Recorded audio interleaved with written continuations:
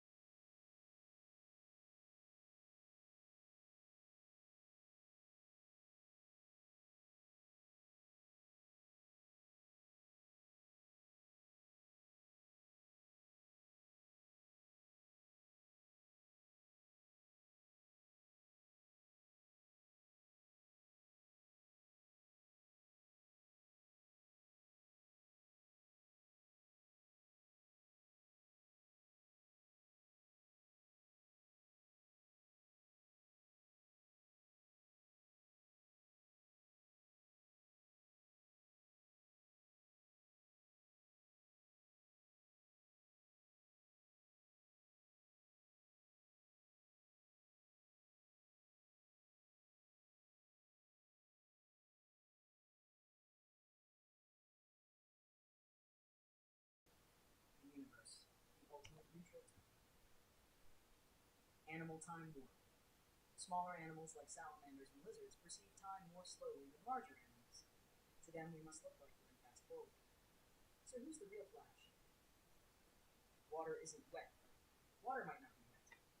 Wetness is defined by a liquid's ability to stick to a solid surface. So water itself isn't wet. What makes other objects wet? Mind blowing yet? A chicken once lived for 18 months without a head. Mike the chicken, in the 1940s, had his jugular vein and brainstem intact, allowing him to survive. Most headless chickens only last a few minutes. Talk about running around like a chicken with its head cut off. Bacterial tower. All the world's bacteria stacked on top of each other would stretch for 10 billion light years. That's enough to wrap around the Milky Way over 20,000 times. Next time you wash your hands, think about that. Tight tie trouble. Wearing a tie can reduce blood flow to the brain by 7.5%, causing dizziness and headaches.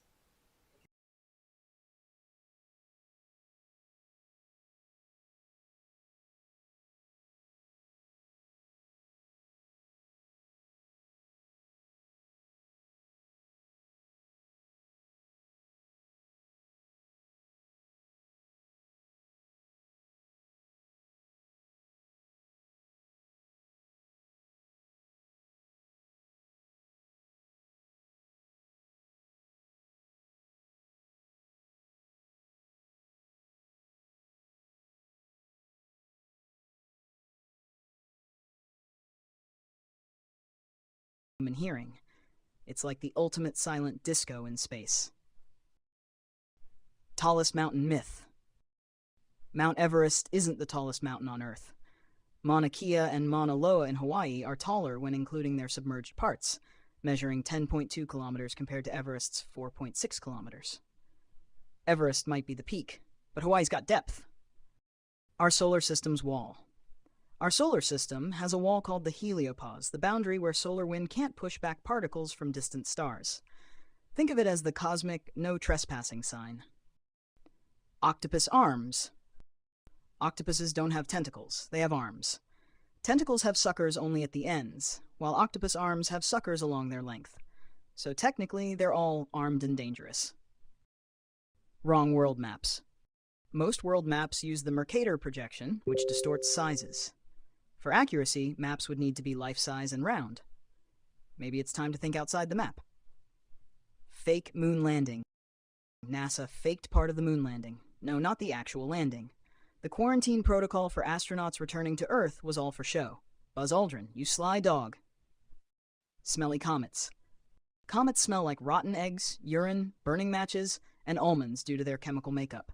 Imagine sending scratch and sniff postcards from space. Shifting poles.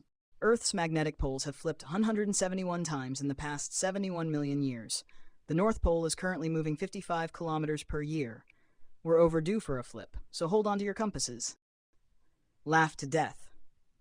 You can actually die laughing. Intense laughter can cause a heart attack or suffocation. Comedy shows should come with a warning label. Chainsaw childbirth. Chainsaws were first invented for childbirth, not woodcutting. In the late 18th century, they helped with symphysiotomy, widening the pubic cartilage. Talk about a cutting-edge invention. Ant lungs. Ants don't have lungs. They breathe through tiny openings called spiracles. Imagine having holes all over your body to breathe through.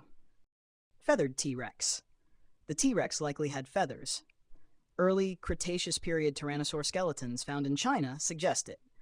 Imagine a giant feathered chicken of doom. Red wins. Football teams wearing red kits play better. A review of matches over 55 years showed teams in red performed better in home matches. Maybe they're seeing red and going for the win. Bird-safe turbines. Wind turbines kill between 10,000 and 100,000 birds each year in the UK. Painting one blade black can reduce bird deaths by 70%. A little paint goes a long way. Snail teeth. Snails have between 1,000 and 12,000 tiny teeth all over their file-like tongues. Imagine a tiny, toothy conveyor belt. Minus decibels. Sound can be minus decibels. The quietest place on Earth is Microsoft's anechoic chamber at minus 20.6 decibels. It's so quiet, you can hear your own heartbeat. Horsepower myth. A horse normally has more than 1 horsepower. A study showed a horse can produce up to 24 horsepower. Next time you say something's running at 1 horsepower, think again. Signature secrets. Your signature could reveal personality traits. Larger signatures in men correlate with higher social bravado. In women, with narcissistic traits. What does your autograph say about you? Third nipples.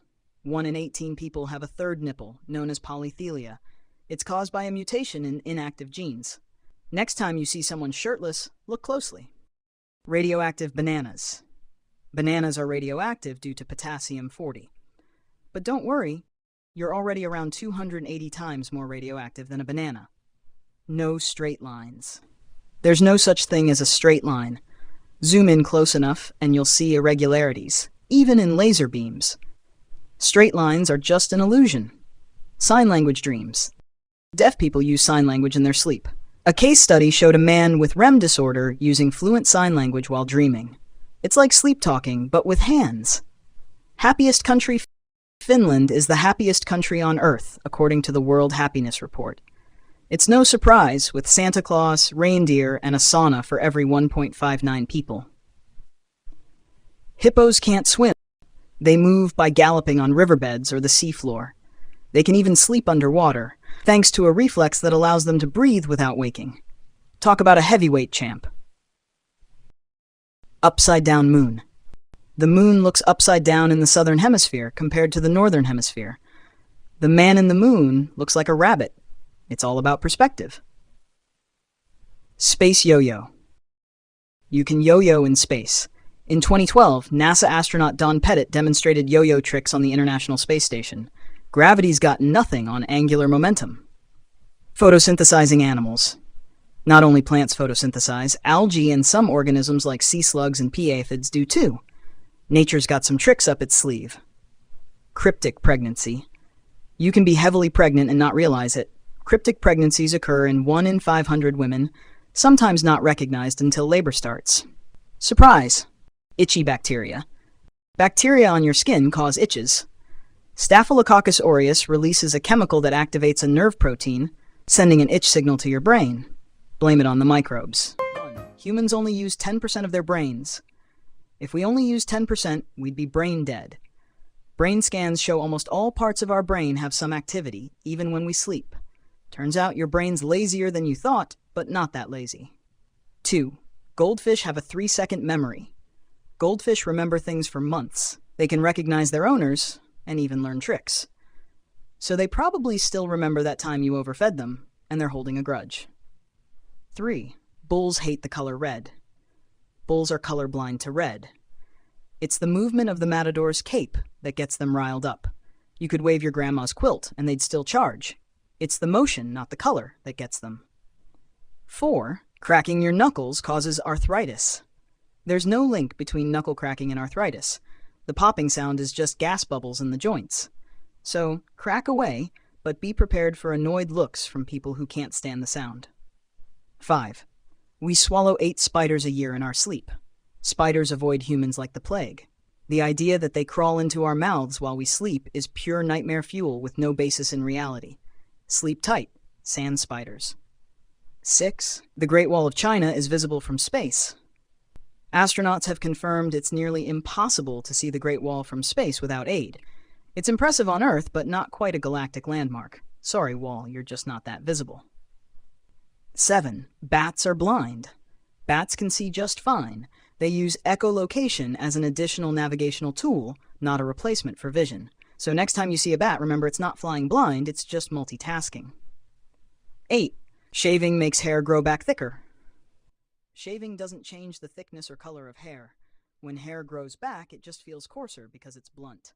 If shaving made hair grow thicker, we'd all have caveman beards by now. 9. Napoleon was extremely short. Napoleon was around 5'6", average height for his time. The myth of his short stature probably started as British propaganda. Short or tall, his ambition was colossal. 10. Einstein failed math. Einstein was a math whiz from a young age. The myth that he failed math probably stems from a misunderstanding of his school records. In reality, he was doing advanced calculus while others were struggling with basic algebra. 11. Carrots improve your night vision. While carrots are good for eye health, they won't give you night vision. This myth was spread during World War II to cover up the British use of radar technology. Sorry, no superhero vision from veggies. 12. Touching a baby bird will make its mother abandon it. Most birds won't abandon their chicks if touched by humans. They aren't that easily fooled or deterred. So, if you find a baby bird, you can help without guilt-tripping its mom. 13. Lightning never strikes the same place twice. Lightning often strikes the same spot multiple times, especially tall structures. The Empire State Building gets hit about 25 times a year, so it's more like lightning loves repeat performances. 14. Humans have 5 senses. We have way more than 5 senses, including balance, temperature, and pain.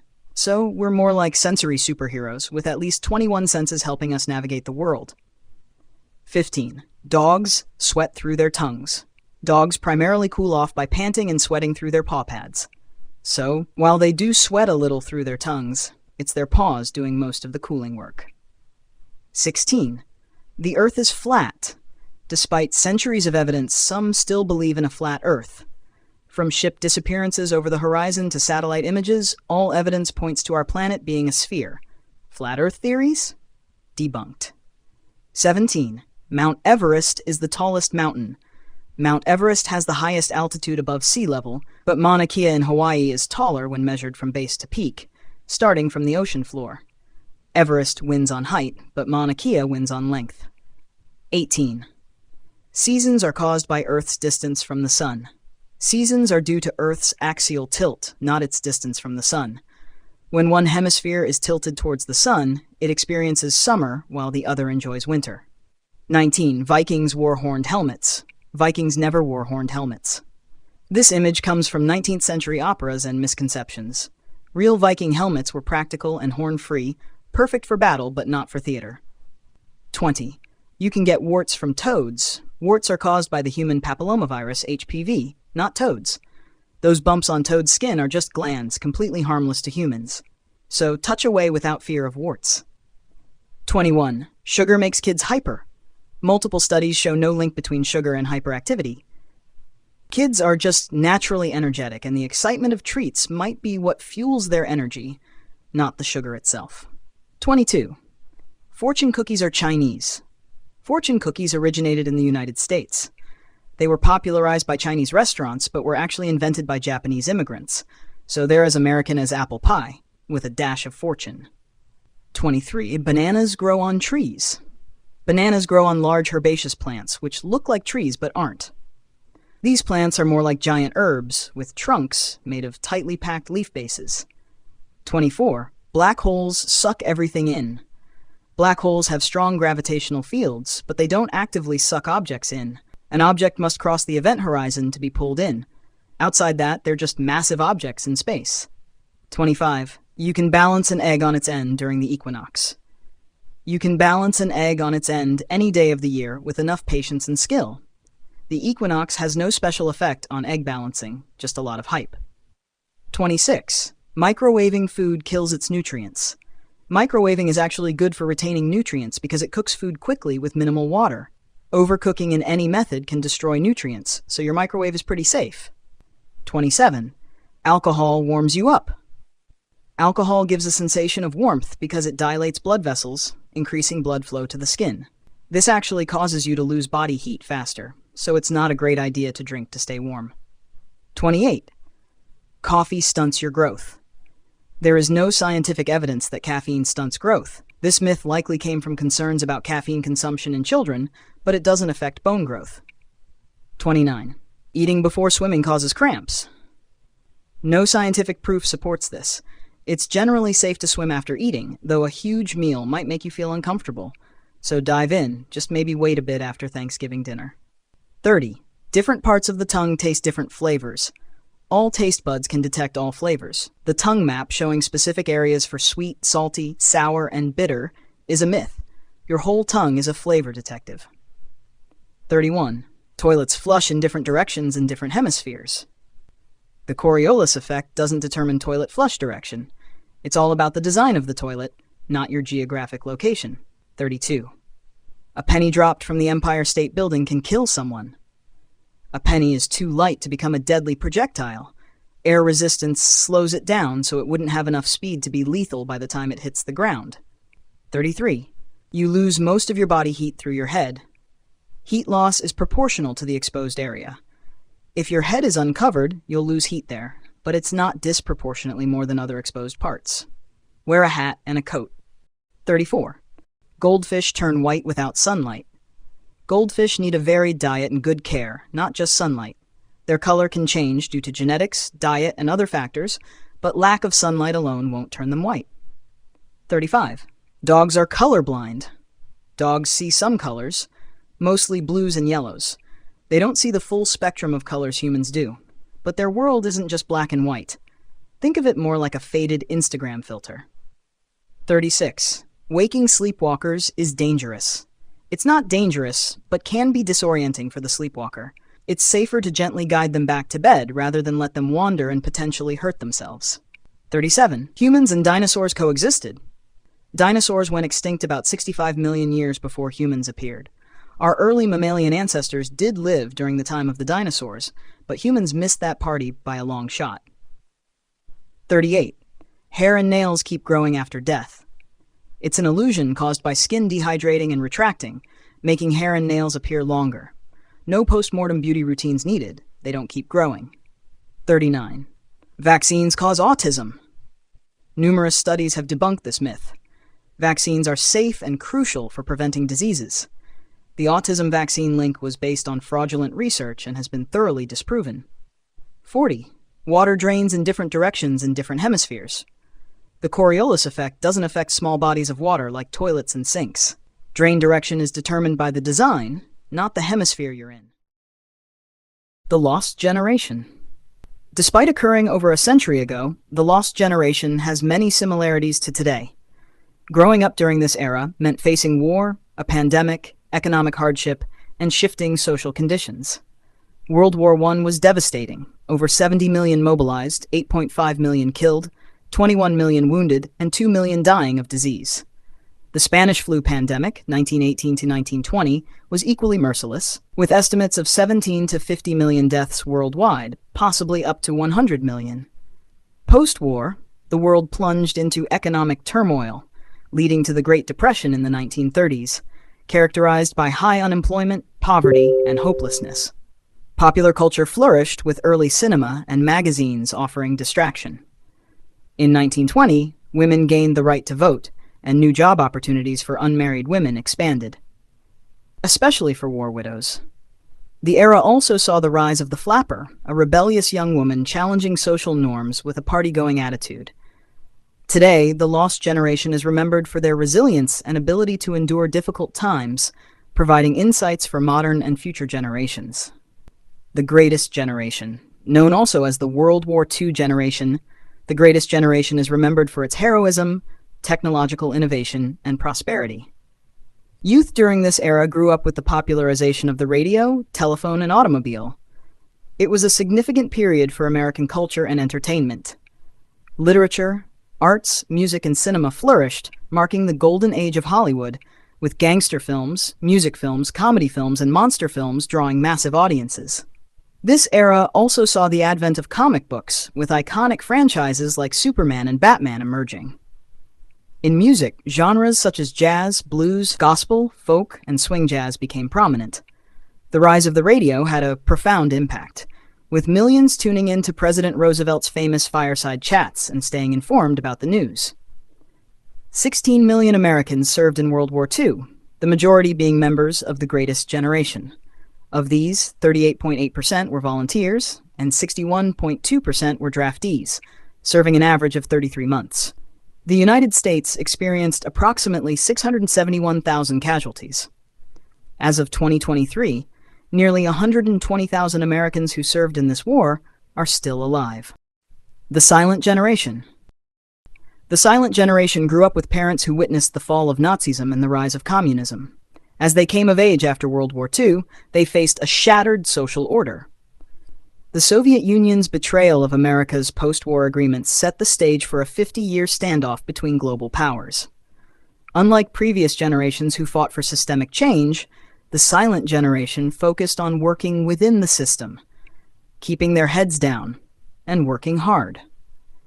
Their formative years were heavily influenced by the golden age of radio, the rise of trade unions, the development of transatlantic flight, and the discovery of penicillin. Silents tended to marry and have children young, and their cautious approach was later criticized by more radical generations like the baby boomers. The baby boomers. The boomers, one of the most famous modern generations, shaped a highly active period in American history. Known for their high birth rates, 76 million births occurred during the 40s, 50s, and 60s due to a strong post-war economy that bolstered confidence in supporting large families. Boomers significantly influenced the economy, driving demand for products tailored to their age group, from toys to records. Luxuries like laundry machines, dishwashers, refrigerators, and telephones became accessible to the average American, raising the standard of living.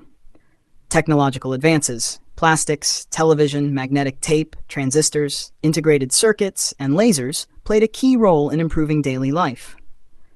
This optimism spurred a cultural boom, particularly in music, with the Beatles, Bob Dylan, the Rolling Stones, and other artists becoming immensely popular. Yet, the era faced challenges. Debates on the sexual revolution, civil rights, nuclear weaponry, ethnocultural diversity, and environmental protection were intense. Many boomers leaned towards left-leaning social causes, opposing conservative traditionalist views, leading to frequent and sometimes violent protests, especially over the prolonged Vietnam War. This period saw growing divisions and rising distrust in the government among future generations. Generation X. Generation X, often called the latchkey generation, grew up with free-range parenting, increasing divorce rates, higher maternal workforce participation, and widespread childcare options. Many returned home to empty houses and used keys to let themselves in. Known as the MTV generation, they were sometimes seen as slackers, cynical, and disaffected. Declining birth rates followed the baby boom era, influenced by the birth control pill, introduced in 1960, and legalized abortion, 1973.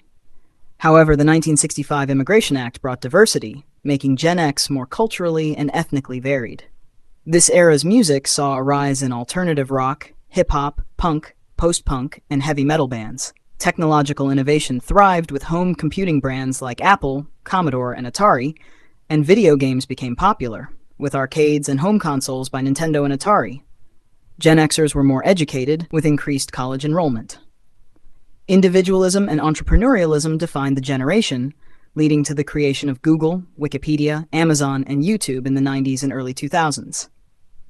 Generation Y Millennials. Millennials, the first to grow up with internet, mobile tech, and social media, are dubbed the first global generation.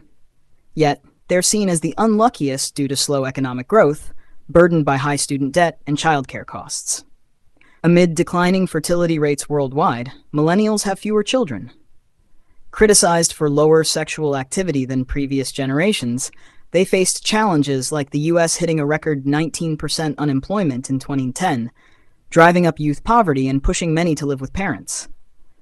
Less religious but spiritual, millennials were shaped by 9/11 and the war on terrorism, fostering a digitally savvy, socially conscious generation. They're active in social and political issues, leveraging instant global information.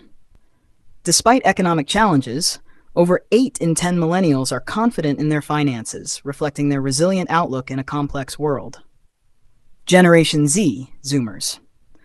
Zoomers aren't much different from millennials, but there are key distinctions. While millennials adapted to internet and smartphones, Zoomers were born into this digital era. They've grown up amidst social justice movements, turbulent politics like Donald Trump's rise and Black Lives Matter protests, and a pandemic disrupting their schooling and social lives. Platforms like YouTube and TikTok have reshaped how information is consumed, with algorithms influencing public discourse. Memes, once millennial jokes, now spread ideas effectively. Zoomers embrace individualism and the entrepreneurial spirit of Gen X, fueled by the internet. The gig economy and freelancing have transformed job dynamics, accelerated by the pandemic shifting work to home. Social media empowers individuals to influence culture, making roles like social media content creators and influencers highly sought after. Zoomers also grew up with influential icons like SpongeBob, shaping cultural norms profoundly. Generation Alpha. Generation Alpha, largely raised by millennials, faces an uncertain future amidst significant technological and societal changes. Termed the pandemic generation, they grew up during the pandemic, adapting to a world where education and entertainment are heavily influenced by technology. Dubbed iPad kids, they spend less time with parents, preferring independence in a digitally connected world. Expected to reach adulthood in the 2030s, they are anticipated to live longer lives globally, yet face challenges such as mental health issues, misinformation, and societal polarization. Womp womp is a slang term used to express disappointment or failure in a humorous way. It's often used to lighten the mood after something unfortunate or embarrassing happens. For example, two friends talking about a recent experience. So did you ask Jennifer out on a date yet? Yeah, she turned me down. She said we were better off just being friends. Ouch! Friend zone. Womp womp. 8. Besides its literal meaning of consuming food, in online slang, 8, often used as she ate, he ate, or they ate, means someone did something impressively or exceptionally well. It's a way to show admiration and praise. For example, to express admiration for a friend's fashion choices or outfit, you could write a comment like, "Girl, you ate that outfit." Touch grass. Touch grass is a slang term used online that tells someone to go outside and spend time in nature. It's a lighthearted or humorous way of suggesting someone is spending way too much time online and could benefit from a break. For example, if a friend has been binge-watching TV all day, you might say, "You need to take a break and touch some grass." Mewing. Originally, mewing referred to a facial exercise where you press your tongue to the roof of your mouth in a certain way. This supposedly strengthens and defines your jawline. In a more recent trend, mewing means jokingly avoiding answering someone's question. When somebody comes up and asks you a question, particularly if it's the teacher or a parent, and you don't want to answer the question, you hit them with the mewing, which simply means, "I can't answer your question right now. I'm mewing. I'm working on my jawline." Yapping. Similar to mewing, yapping describes talking excessively or loudly, often without considering the impact on others. It can also imply that the content of the speech is trivial or annoying. Here's an example. "My friend is a total yapper. She can talk about anything for hours." BBG. This abbreviation stands for baby girl and is often used affectionately or playfully to address someone, typically a close friend or romantic partner. For example, you might send a text to your best friend saying, "Hey BBG, let's hang out tonight." For real is a These abbreviations are short for real and are used to emphasize sincerity or seriousness in a statement. It's often used in informal communication, such as texting or casual conversation, to convey authenticity. For example, if someone makes a surprising claim and you want to express genuine disbelief, you might respond with, for real. Preppy. This term describes a style or attitude associated with traditional, affluent schooling, typically characterized by neat, conservative clothing choices and an emphasis on academic achievement and social status. It's often associated with private schools and Ivy League universities. For example, someone might be described as preppy if they frequently wear polo shirts, khaki pants, and boat shoes. Emo, short for emotional. This term originally referred to a subculture of music and fashion in the early 2000s, characterized by introspective lyrics, expressive fashion choices, such as dark clothing, eyeliner, and dyed hair, and a focus on individuality and emotion. Today, emo can also be used more broadly to describe someone who is emotionally sensitive or introspective.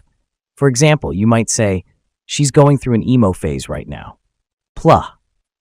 This expression is used to dismiss or express disbelief in something. It's similar to saying whatever or yeah right in response to a statement that you find unconvincing or ridiculous. For example, if someone tries to convince you that they saw a UFO last night, you might respond with, "Pluh, sure you did." Edging. In a sexual context, edging refers to the practice of bringing oneself or a partner to the brink of orgasm repeatedly, without actually climaxing. This can create intense sexual tension and prolong the experience. It requires careful control and communication between partners. For example, a couple might incorporate edging into their lovemaking to explore new sensations and build anticipation. Peeps. This slang term is a shortened form of people and is commonly used to refer to friends or acquaintances. It's often used casually in conversation or on social media when talking about a group of individuals. For example, you might say, "I'm meeting up with my peeps for brunch this weekend." I'm cooked. This phrase is used to convey a feeling of exhaustion or mental fatigue. It suggests that the speaker has reached their limit and is unable to continue exerting effort. It can be used in various contexts, such as after a long day of work or a physically demanding activity. For example, someone might say, "I've been studying all night for this exam. I'm totally cooked." You're selling. When someone accuses another person of selling, they are essentially accusing them of lying or exaggerating. It implies that the person's statement or claim is not credible or believable. For example, if a friend tries to convince you that they've never skipped a day of working out in their life, you might respond with, "You're selling. Nobody's that dedicated." Situationship. This term describes a romantic or sexual relationship that lacks clear boundaries or commitment. It's often used to describe a dynamic where two people are involved romantically or sexually without explicitly defining the nature of their relationship. Situationships can be ambiguous and may involve varying degrees of emotional involvement. For example, if someone asks about the status of your relationship with a certain person and you're unsure how to define it, you might say, "It's complicated. We're in a situationship." Banging. Banging is used to describe something that is excellent, exciting, or impressive. It's often used to express enthusiasm or approval. For example, if you attend a concert and the performance is exceptionally good, you might say, "That concert was banging." For sure. This term is a casual way of expressing agreement or confirmation. It's often used in response to a statement or question to indicate that the speaker acknowledges or accepts what was said. For example, if someone asks if you want to grab dinner later, you might respond with, "For sure, I'm hungry." Tough. A variation of the word tough. Tough is used to describe something that is difficult, challenging, or cool. It's often used in informal settings to convey resilience or admiration. For example, if someone completes a particularly demanding workout, you might say, "That was a tough workout." Type ship. This term refers to a romantic sexual relationship between two people. It's often used in informal conversation or text messaging to discuss relationships in a lighthearted or colloquial manner. For example, If someone asks about your dating life, you might respond with, I'm not in a serious relationship right now, just some casual type ships. Glaze. To glaze over something means to ignore or pay little attention to it. It's often used when someone fails to acknowledge or address an issue or topic of conversation. For example, if you're discussing a serious problem with a friend and they suddenly change the subject to something trivial, you might say, don't glaze over the issue. We need to talk about this. Fit. In contemporary slang, fit refers to an outfit or clothing ensemble. It's commonly used among younger generations to describe someone's choice of clothing or style. For example, if you see a friend wearing a stylish outfit, you might compliment them by saying, "That's a great fit." Drip. This term originated from hip-hop culture and refers to someone's fashion sense or style. It's used to describe the way someone carries themselves with confidence and swag in their clothing choices. Drip often implies that the person's fashion choices are eye-catching or enviable. For instance, if you see someone wearing designer clothes and accessorizing with confidence, you might say, they've got serious drip. NNN. An abbreviation for no need to know, used to dismiss or shut down conversation about a particular topic. It indicates that the information being discussed is not relevant or important for the listener to know. For example, if someone asks about your personal finances, you might respond with, "It's all NNN, don't worry about it." Sigma. In Gen Alpha slang, Sigma means someone who shows dominance and leadership in a group or social setting. They make it known by saying, "I want to be your Sigma," which means they want to take on a dominant role within the group. Cap. Gen Z commonly uses the term cap as slang for a lie or something that is false. For instance, they might say, "Bro, you're capping so hard," if they believe someone is lying. On the other hand, when they say no cap, they are expressing honesty and truthfulness. This phrase is frequently used in conversations or on social media to reassure others that they are being truthful. Ohio. The term Ohio originated from a series of memes that have spiraled out of control. It has become a general term representing anywhere or anything. Phrases like "only in Ohio" or "baked Ohio" are now common. Over time, it transformed into a symbol for a place where strange and unsettling events occur, mirroring the chaos and conflicts present in today's world, such as gun violence and war. Despite its outward appearance of normalcy, it conveys a sense of dystopia. In slang language, gyat is another term for the butt. People may refer to different levels of the anus, like a level 1 gyat, signifying a flat butt, or a level 10 gyat, indicating a larger or bootylicious butt size preferred by someone. LMAO. LMAO is an acronym for laughing my ass off. It is commonly used in written conversations to show that something is funny and is a more emphatic way of expressing amusement compared to lol, which means laughing out loud. Riz. When someone is described as having riz, it means they are good at flirting and charming others, especially through their verbal communication when pursuing a romantic interest. For instance, Marco attempted to riz Lena with his flirting skills, but it didn't go well. Noob. A noob is commonly used to refer to a newbie, someone who is new to an online community and may exhibit a lack of knowledge or skill in their interactions. For instance, some games and gaming forums are filled with irritating noobs. Let him cook. When someone says, "let him cook," they are essentially encouraging others to give that person space to do their own thing. This phrase is used to convey support for someone's actions or words, even if they may initially seem unimpressive or unproductive. For example, saying, "just let him cook, he'll figure things out eventually." In informal slang, bet can mean yes, okay, it's on, or absolutely. It is typically used as an affirmative response when you agree with something or to indicate good news. For instance, if a friend asks if you're still interested in meeting up on Saturday, replying with a simple bet signifies your agreement. Bruh is often used informally to address someone or express disbelief, surprise, or disappointment. It's similar to terms like bro or dude and is commonly used among friends in casual settings with varying meanings depending on the context. For example, "Hey bruh, can you pass me the remote?" Phantom tax. Phantom tax is a humorous concept involving Phantom playfully taxing fellow AMP members by taking portions of their food in 2022. This phenomenon is documented on the digital culture platform Know Your Meme. Skibidi. Skibidi is used to be popular, but is now used ironically by him and his friends. Skibidi toilet videos are a series of odd and slightly creepy YouTube videos showing a head popping out of a toilet, which gained popularity online. Ghosted. Ghosted is used when someone ignores your messages without giving any explanation or response. This often happens in dating situations. For example, after texting for a while, he suddenly ghosted me. Clapback. A clapback is a sharp, quick response to criticism or negative comments. It's usually a witty, clever, or strong comeback. For instance, he clapped back to the online haters and shut them down. Dank. Dank is a term used to describe something of high quality or excellence. Originally tied to discussing high-quality weed, it's also used for referring to good memes online. For example, the food was dank, except for the overcooked fish.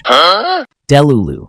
The term delulu is a cute way of referring to someone as delusional, often used in relationships when someone in love acts irrationally.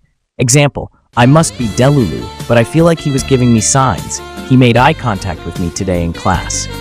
Cold. When something is really cool and impressive, we use the term cold.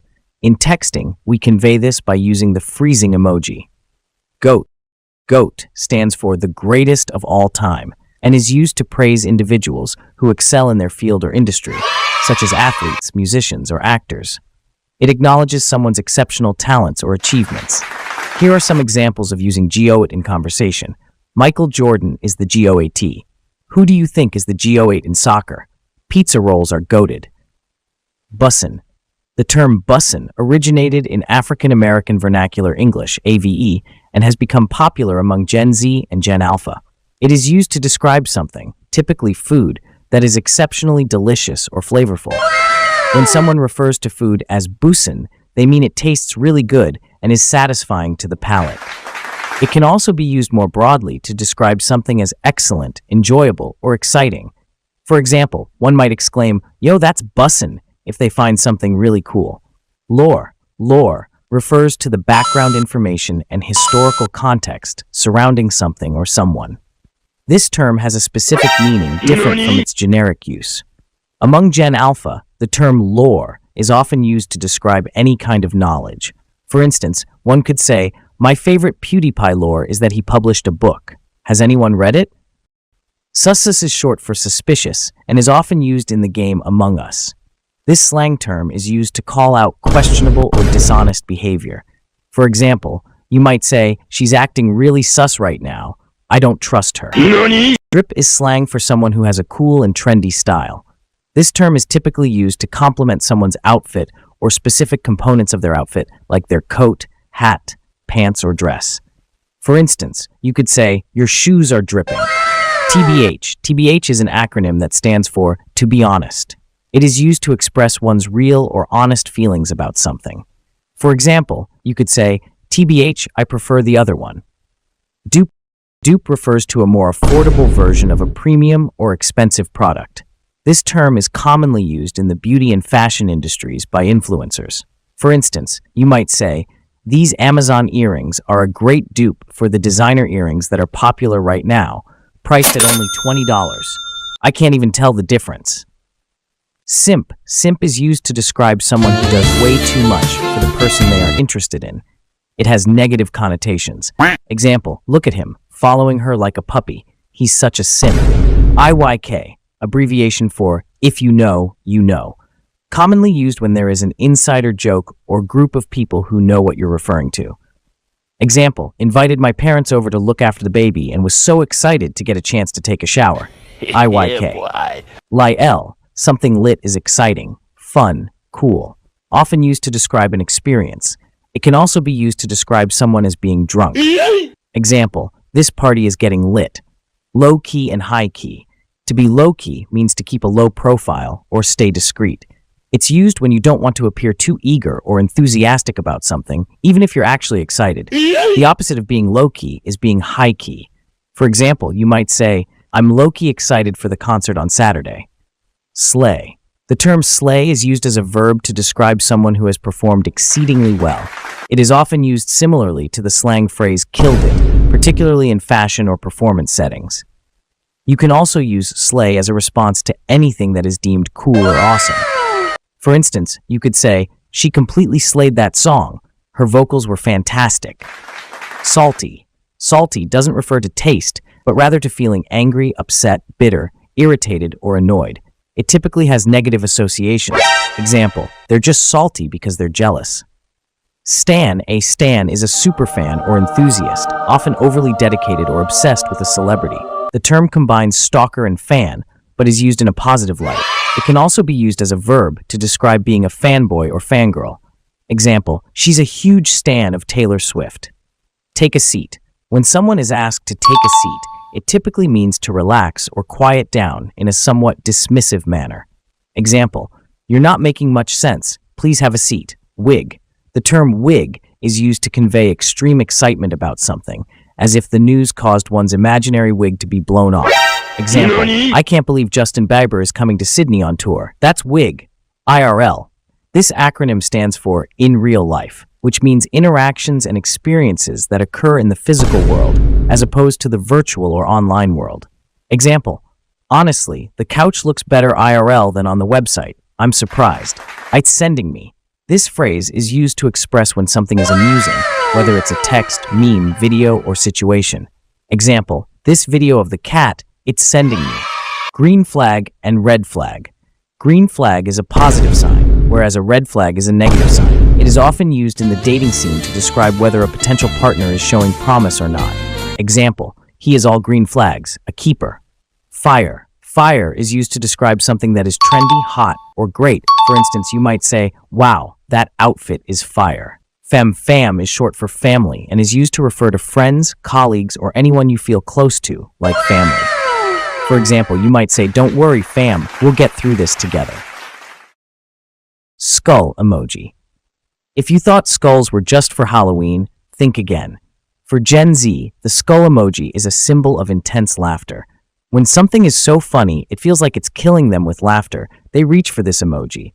Instead of saying LOL, they'll drop a line of skull emojis to show they're dying of laughter. You might also see a headstone emoji for added effect. Example, did you see that meme? Clown face emoji. Millennials might see a simple clown, but for Gen Z, the clown face emoji signifies foolishness. It's used to call out someone acting ridiculous or to admit their own silly mistakes. A row of clown faces on a post indicates major disapproval or self-deprecation. Example, I really wore mismatched socks to a job interview.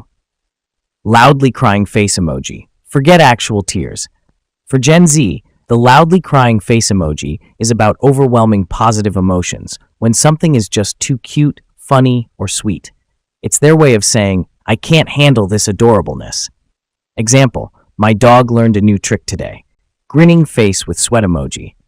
This emoji is Gen Z's version of, this is fine. It's used to convey stress while pretending everything is okay. When things are going wrong, but you're trying to keep it together, this is your go-to emoji. Example, just realized I left my homework at home. Thumbs up emoji. What used to be a straightforward sign of approval has taken on a sarcastic twist. Gen Z uses the thumbs up emoji to give a passive-aggressive nod, often implying a reluctant agreement or sarcastic good job. Example, forgot to save the game before quitting. Great. Folded hands emoji. This emoji has shifted from a millennial high five to Gen Z's way of saying thank you or hoping for something. It's their digital version of crossing fingers or saying a little prayer. Example, please let this concert have tickets left. Fire emoji. Still going strong across generations, the fire emoji means something is lit, stylish, or incredibly cool. Whether it's an outfit, a performance, or a clever remark, if it's hot, it gets the fire emoji. Example, your new song is eyes emoji. This emoji signals interest and attention. When Gen Z uses it, they're saying, I'm watching, or tell me more. It's all about curiosity and keeping an eye out for more information. Example, she just announced a surprise guest at the party. Hourglass emoji. The hourglass emoji has a new meaning for Gen Z, attractiveness. It refers to the classic hourglass figure, and if someone's hot, they get the hourglass. Example, wow, she's looking, slightly smiling face emoji. This emoji, once a sign of genuine happiness, now indicates awkwardness or discomfort. It's used when you're smiling through something unpleasant. Example, spilled coffee on my shirt right before the meeting. Shocked emoji combination. This emoji combo is Gen Z's go-to for expressing shock or surprise. The wide eyes and slack-jawed look perfectly capture their reaction to unexpected news. Example, did you hear about the latest update? Kissing face emoji.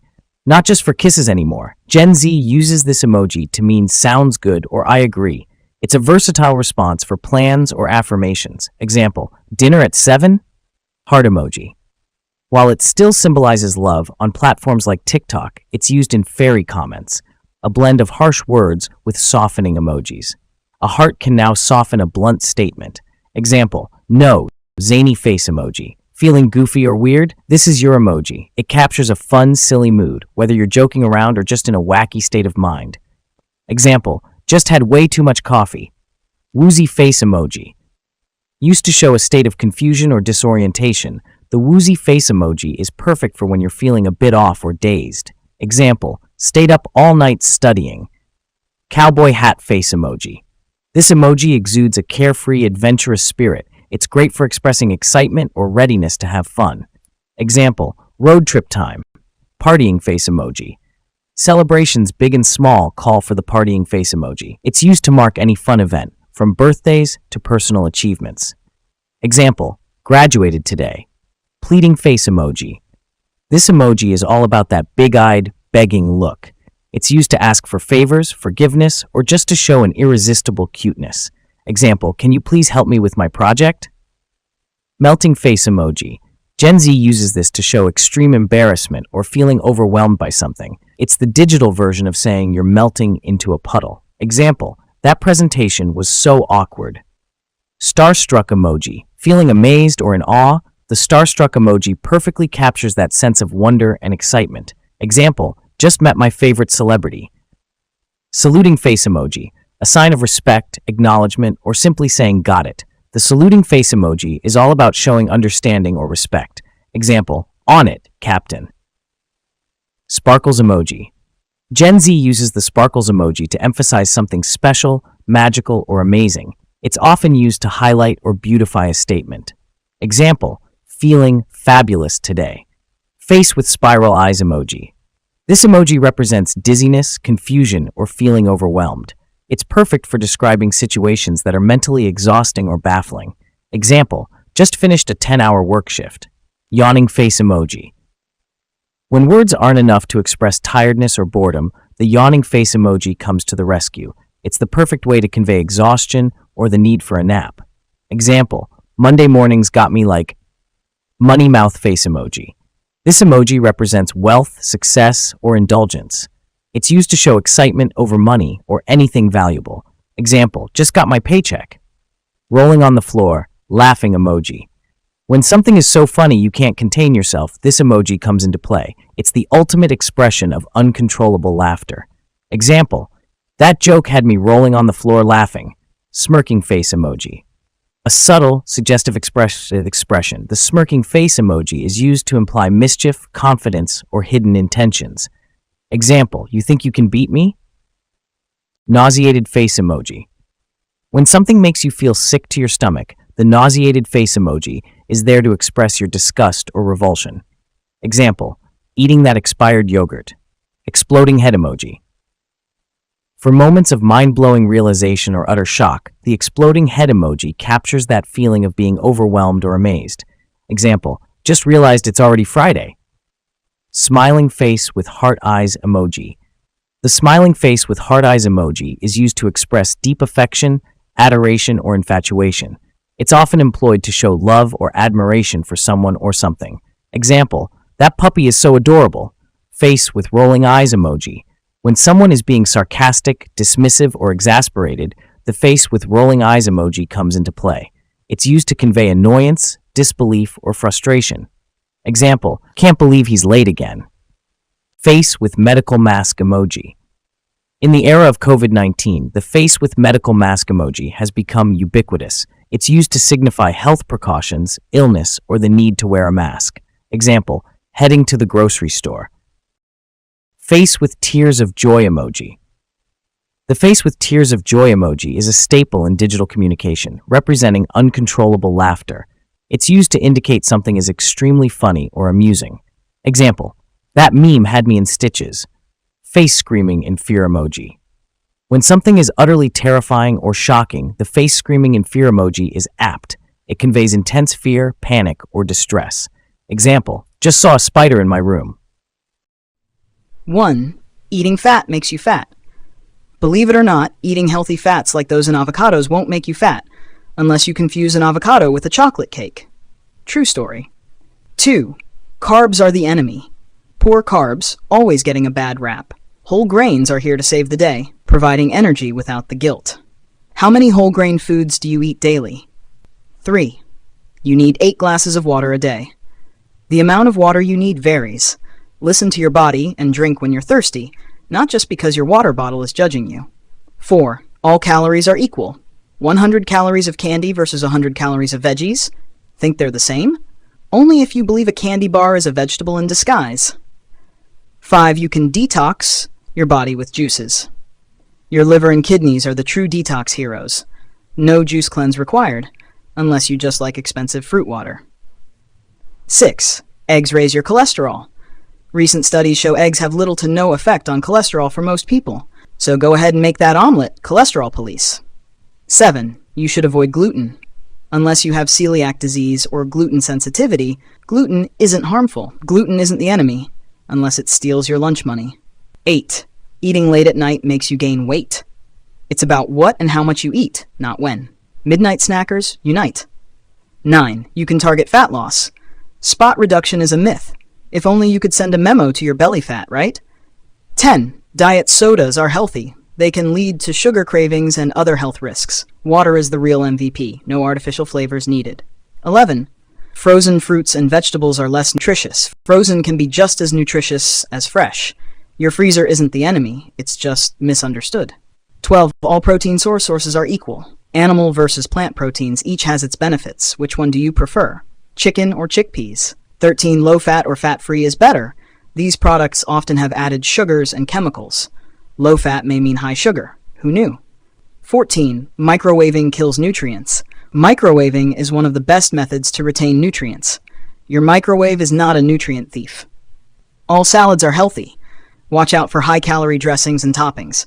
A salad with bacon, cheese, and creamy dressing is basically a cheeseburger in disguise. 16. Organic food is always healthier.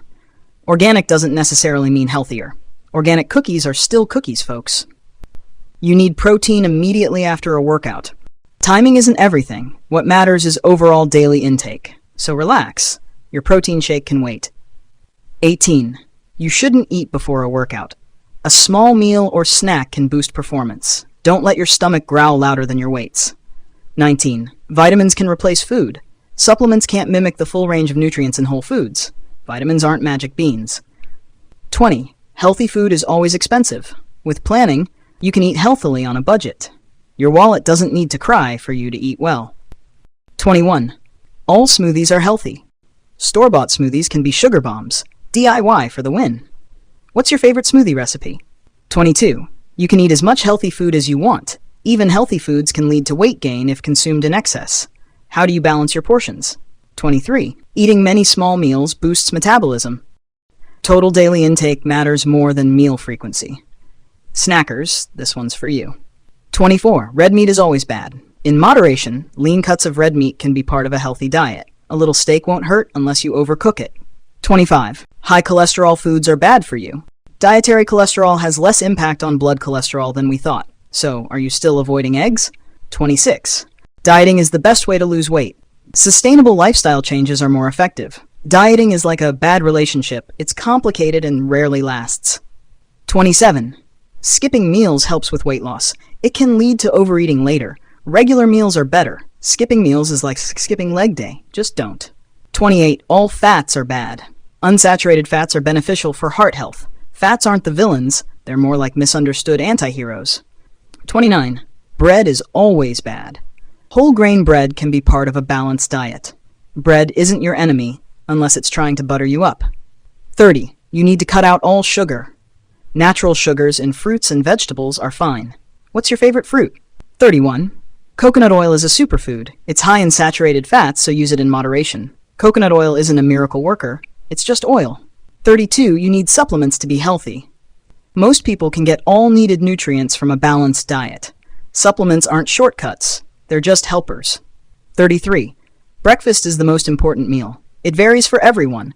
Some people do well with intermittent fasting. What's your take on breakfast? 34. Low-carb diets are the best for everyone. Different diets work for different people. What's your diet type? 35. Eating more protein is always better. Excess protein can be stored as fat and strain your kidneys. How much protein do you consume? 36. You can't get enough protein from plants.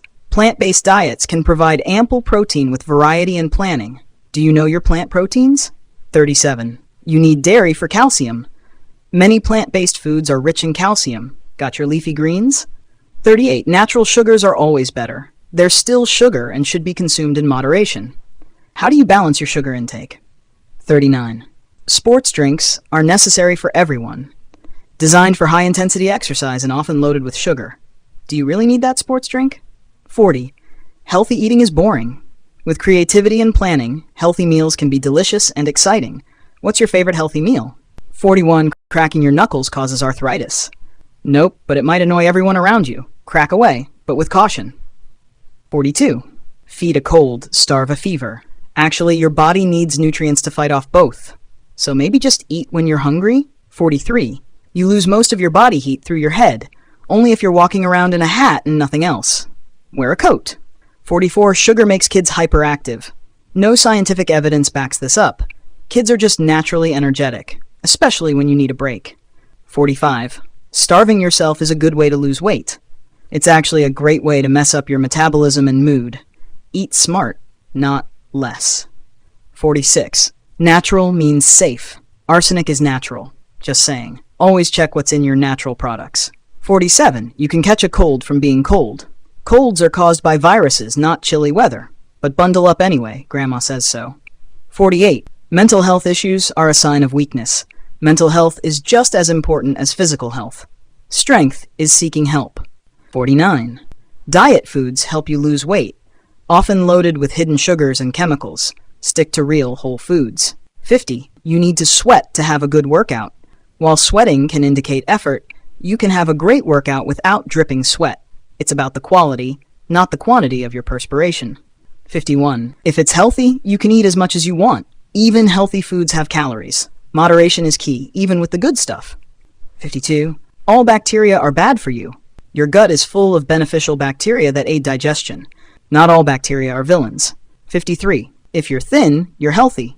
Weight isn't the only indicator of health. A thin person can have unhealthy habits too.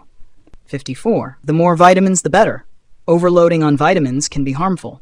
Stick to the recommended daily amounts. Blitz, famously used by the Germans during World War II, Blitz is all about rapid, overwhelming force.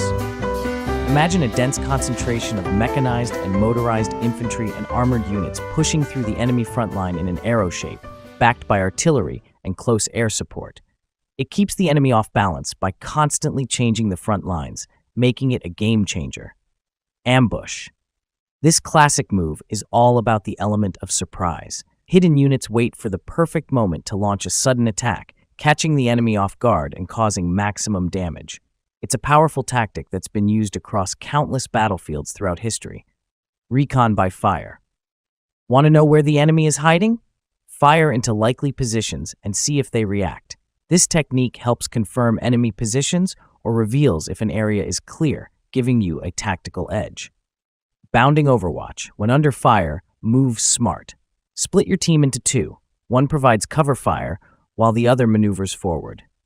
Once the moving team reaches its spot, it covers the other team as they move. It's all about teamwork and coordination. Flying wedge. Picture a triangular formation of units moving forward.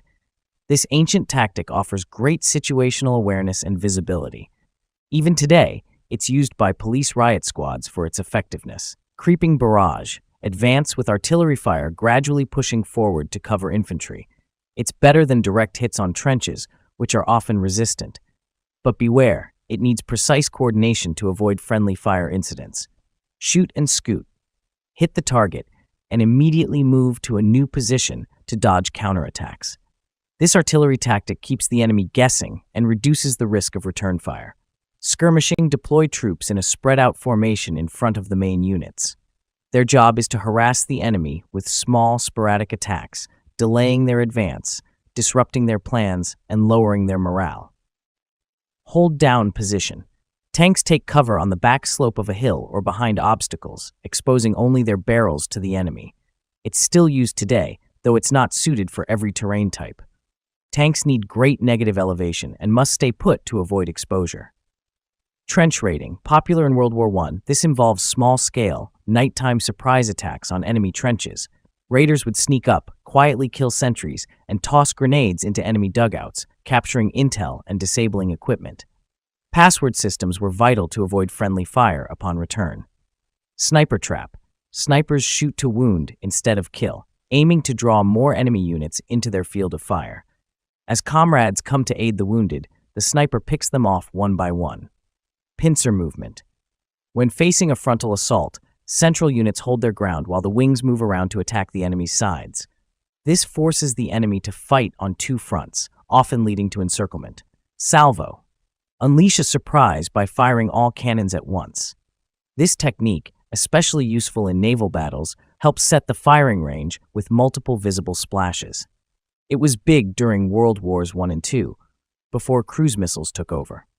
Single envelopment. One decoy division attacks the enemy front while another sneaks around to hit them from the back, cutting off reinforcements and communications.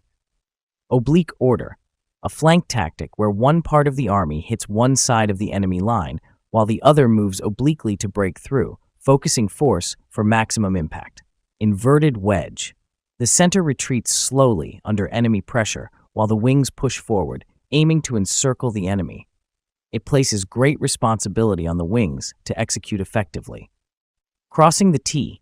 In naval warfare, position your line of warships to cross in front of the enemy's line. This allows your ships to fire broadsides while the enemy can only shoot with their forward guns. Foxholes. Two infantrymen use a camouflaged hole to stay hidden and protected when the enemy is near. Variations include turreted versions and more concealed single infantry holes for effective ambushes. Feigned retreat. Pretend to retreat to lure the enemy into a vulnerable position. But be careful, undisciplined troops might turn the fake retreat into a real one if they panic. Center peel. A retreat technique for modern infantry, useful when small units need to escape a larger force. It's similar to bounding Overwatch, focusing on coordinated movement and covering fire.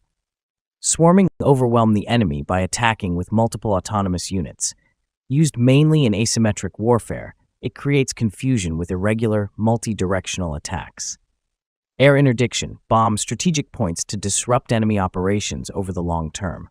Tactical air interdiction targets immediate threats like supply routes to active battle zones, while strategic interdiction aims at infrastructure to impact the enemy's overall war effort. Tank descent. Infantry ride on tanks and dismount to fight on foot during the final phase of an assault. They also protect the tanks from anti-tank weapons, making this more than just a transportation tactic. Mouseholing. Infantry blast through walls to move from building to building safely, avoiding exposed streets that provide little cover. Marching fire. Infantry units advance while continuously firing, forcing the enemy to take cover and allowing the advancing troops to get closer for a decisive attack. Defense in depth. Delay the enemy's advance rather than stopping it outright. This strategy spreads out the attacking force over time and distance, making them easier to counterattack with smaller, isolated units. Scorched earth. Destroy anything useful to the enemy while retreating, like food and transportation. Famously used by Russia against Germany in World War II, it leverages vast territory and harsh winters to weaken the invaders. Siege, surround, and cut off an enemy city or fortress, blocking supplies and escape routes. This forces surrender through starvation or sets up a well-prepared assault. A line of fortifications around the target is called a contravallation. A second line facing outward to protect from relief forces is a circumvallation. Air assault. use helicopters to drop infantry behind enemy lines for a surprise attack from the rear. It's a modern twist on traditional envelopment tactics, adding a vertical element. Shout out to everyone supporting my channel. If you want to discuss this video or suggest new ideas, drop a comment below. Plus, George Washington, the first president, was indeed the first president to die. He likely died of epiglottitis, which is the inflammation of the epiglottis, or that little flap thingy at the base of the tongue that prevents food from getting into your windpipe. The doctors who treated him didn't quite know what it was, though, and just tried bloodletting. He ended up losing around 40% of his blood before he died. He was 67, and his last words were, "'Tis well." Thomas Jefferson and John Adams. The second president to die was Thomas Jefferson, and the third U.S. president John Adams. And, crazy thing, they both died on the exact same day, which was July 4th, 1826, which was the 50th anniversary of the country. The two had a close friendship that went back to when they both led in the Continental Congress during the American Revolution. That said, later on, they were bitter political rivals for a while. In their later years, they once again became besties and wrote to each other regularly. Jefferson apparently had a slow, painful death and was bedridden for his final months. What officially caused his death were really bad infections in his bloodstream. Apparently, he had urine in his blood related to having severe kidney damage. On top of that, he had pneumonia. His last words were, "No doctor, nothing more," although before that he had supposedly said, "This is the fourth." John Adams apparently died of heart failure, and his death was more sudden than Jefferson's. Unaware that Jefferson had died just hours before him, his last words included, "Thomas Jefferson survives." Jefferson was 83 and Adams was 90. James Monroe, the fourth president to die, also died on July 4th. Died from tuberculosis and heart failure exactly in 1831, 5 years after Jefferson and Adams. He was 73. His last words referred to his good friend James Madison, the fourth president. They supposedly were, "I regret that I should leave this world without again beholding him." There's no solid evidence he ever said that, though. James Madison. Madison was the next president to die, dying almost 5 years after Monroe, on June 28, 1836.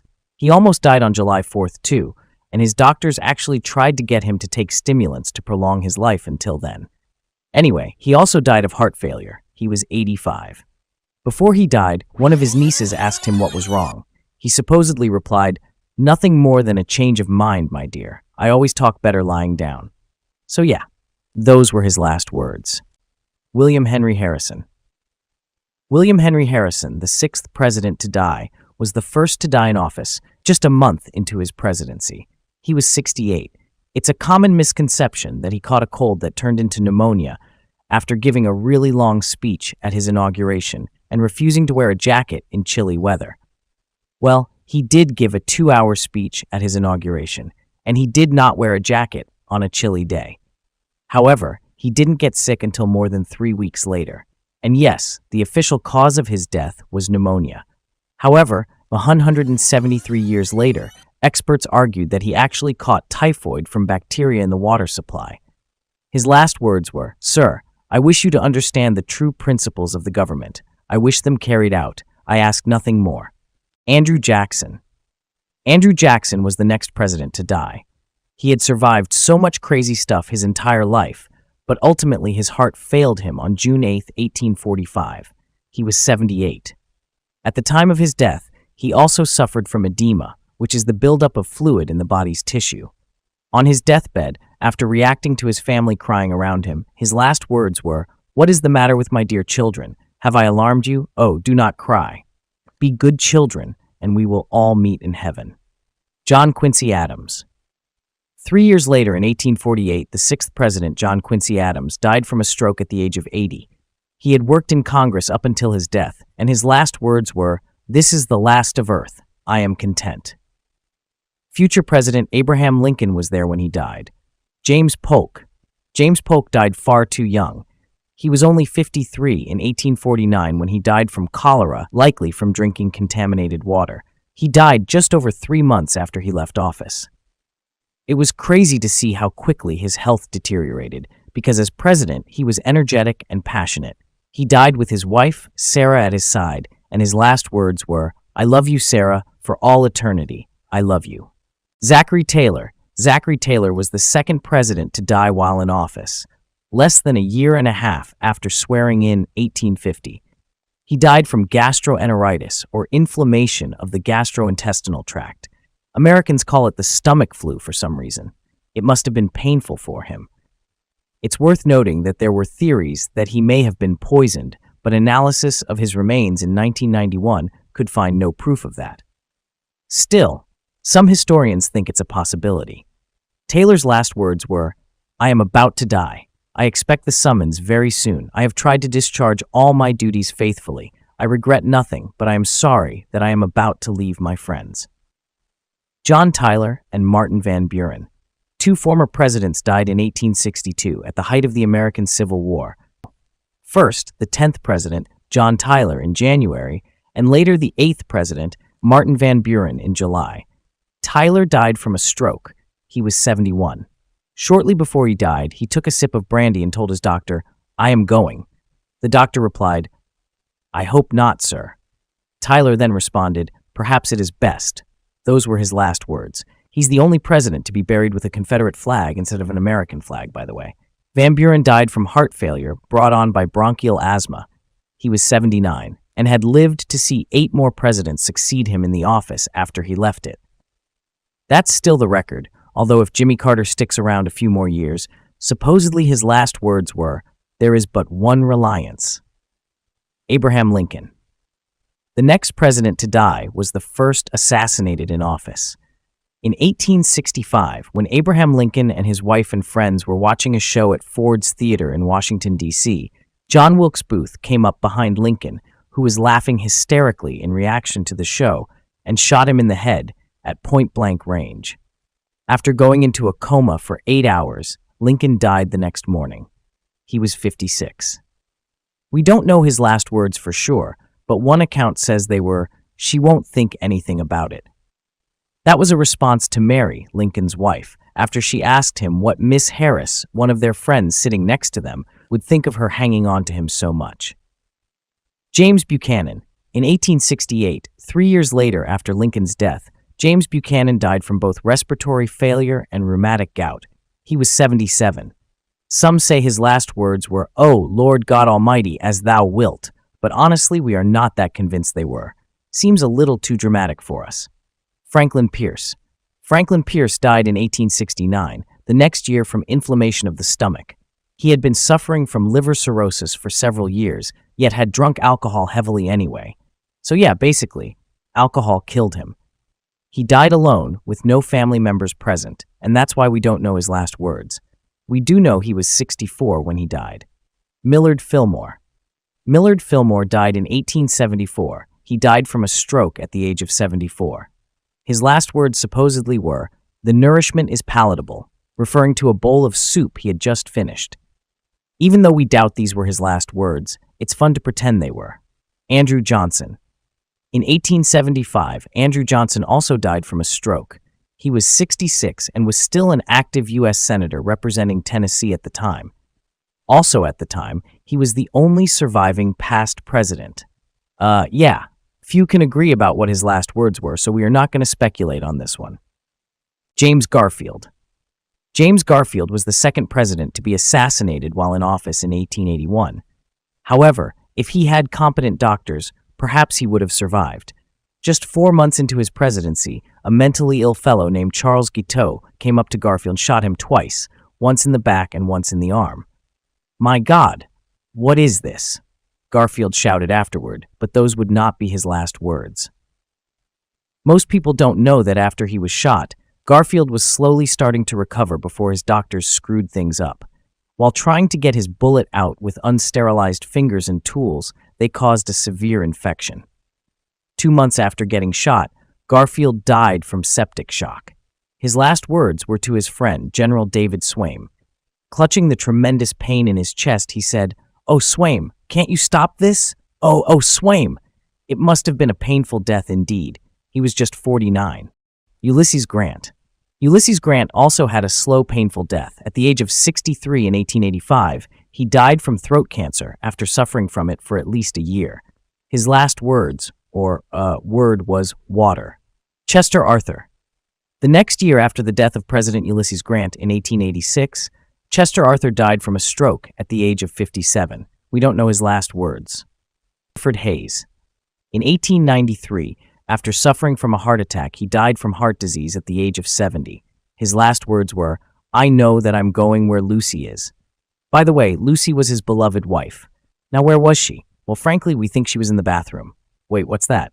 Oh, heaven. Hayes thought she went to heaven, so he was going there too.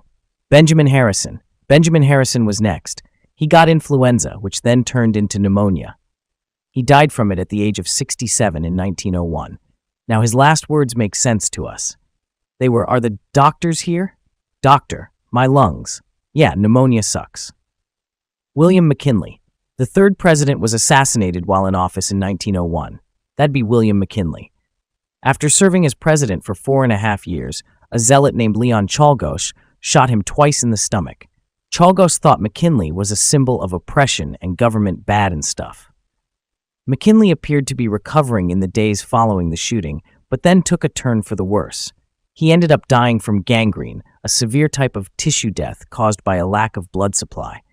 Do me a favor and don't Google pictures of it. You just did, didn't you? Anyway, his last words were, "We are all going. We are all going. God's will be done, not ours." He was responding to his wife Ida, who had said, "I want to go too." Grover Cleveland. 7 years later, in 1908, Grover Cleveland, the 22nd and 24th president, was the 24th president to pass away. He suffered from a heart attack and died at the age of 71. He had had ongoing health problems, suffering from coronary sclerosis and intestinal obstruction. His last words were, "I have tried so hard to do right." Me too, Grover. Me too. Teddy Roosevelt. Teddy Roosevelt's death was a bit of a shocker, to be honest. On the night of January 5th, 1919, he had been struggling to breathe. He saw his doctor, who gave him some kind of treatment, and after that, Roosevelt felt better and then went to bed. However, he never woke up. He died in his sleep, which is why his last words were, "Please put out that light, James," which he had spoken to his family servant, James Amos, before he drifted off. The vice president at the time, Thomas Marshall, famously said, "Death had to take Roosevelt sleeping, for if he had been awake, there would have been a fight." It's assumed he died from a coronary occlusion caused by a blood clot. He was just 60. Warren Harding. Warren Harding was the 6th president to die in office, but 3rd to die in office of natural causes. When he was traveling along the West Coast, he suddenly experienced severe stomach and chest pains. After some rest, he began to recover and traveled down to San Francisco, but down there he began to feel like crap again and became bedridden at the Palace Hotel. On August 2nd, 1923, his wife Florence was reading a flattering article about him from the Saturday Evening Post. After she paused, he told her, "That's good. Go on, read some more." Those were his last words, as he had a dramatic heart attack right afterward. He died at the age of 57, just less than 2.5 years into his presidency.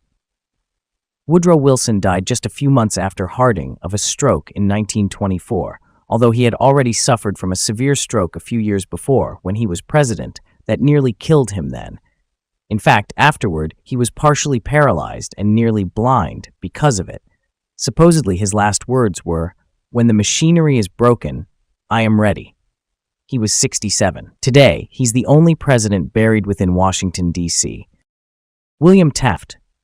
Taft is known as the heaviest president in American history, but in his final years, he made a significant effort to get in shape, exercising regularly and eating healthier foods to lose around 100 pounds. He also worked right up until right before he died as Chief Justice of the Supreme Court. However, his health had declined beginning in the late 1920s. He died of inflammation of the liver and heart disease when he was 72 in 1930. We don't know his last words. Calvin Coolidge. Calvin Coolidge died of a heart attack at the age of 60 in 1933. His death was sudden and unexpected. Apparently, his last words were, "Good morning, Robert." Robert was a carpenter who had been working on his house. Franklin Roosevelt. Franklin Roosevelt was the seventh president to die in office in 1945. When he died at the age of 63, supposedly from a stroke, he had been in office for more than 12 years. Now we say supposedly, since some historians argue the real cause was melanoma, a type of skin cancer. His last words apparently were, "I have a terrific headache." John F. Kennedy, the most recent president to die in office and fourth assassinated. His death is arguably the most famous death of all the presidents, and right now you can search online and see footage of it. He died from gunshot wounds, and it was dramatic, in front of what seemed like the entire world as he paraded through Dealey Plaza in Dallas, Texas on November 22, 1963. Now, we're not going to get into all the theories about who really killed Kennedy, but according to the Warren Commission and most historians, undoubtedly the main dude responsible was Lee Harvey Oswald, who was murdered himself just 3 days later. Public opinion polls have demonstrated that most Americans still don't believe the official version tells the whole truth about what really went down with Kennedy's death. His last words were, "No, you certainly can't." He was responding to Nellie Connolly, the wife of then Texas Governor John Connolly. She had said before that, "You certainly can't say that the people of Dallas haven't given you a nice welcome, Mr. President." In 1963, at just 46, John F. Kennedy was the youngest president to die in American history. Herbert Hoover died in 1964. He had gone through several health problems the last couple years of his life, but the official cause of his death was massive internal bleeding. We don't know his last words, but he did live to the old age of 90. A pretty good run there, Hoover. Dwight D. Eisenhower. The Grim Reaper's next visit was to Dwight D. Eisenhower's house. He died from heart failure at the age of 78 in 1969. He had had heart problems for a while and famously suffered from a heart attack while he was president. His last words were supposedly, "I want to go. God take me." Harry Truman was the next president to die in 1972. His organs had failed and his blood pressure went extremely low after suffering from severe pneumonia. He was 88. We don't know his last words. Lyndon Johnson died in 1972, less than a month after Truman, despite not first serving as president until 10 years after Truman left office. LBJ, who smoked heavily for much of his adult life, died from a heart attack at the age of 64. His last words were, "Send Mike immediately." Mike was his Secret Service agent who was assigned to his Texas ranch. By the time Mike arrived, Johnson was already dead. Richard Nixon. The next president wouldn't die until more than 21 years later. That would be Richard Nixon, who died from a stroke at the age of 81 in 1994. His last word makes a lot of sense. It was help. Ronald Reagan.